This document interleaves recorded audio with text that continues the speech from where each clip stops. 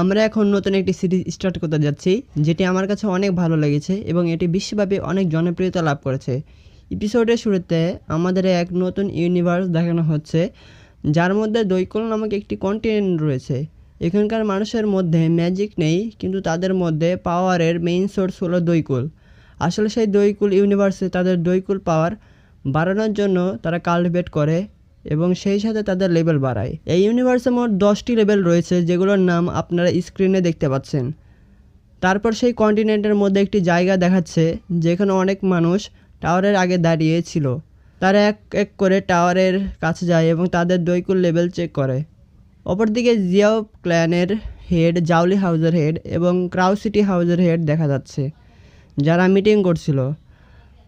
আসলে জিয়ালি হাউসের হেড ক্রো সিটি হাউসের হেডের সাথে মিলে জাউলি মার্কেটকে কিনে নেয়, যার ফলে জাউলি মার্কেটের হেডের ক্ষতি হতে পারে।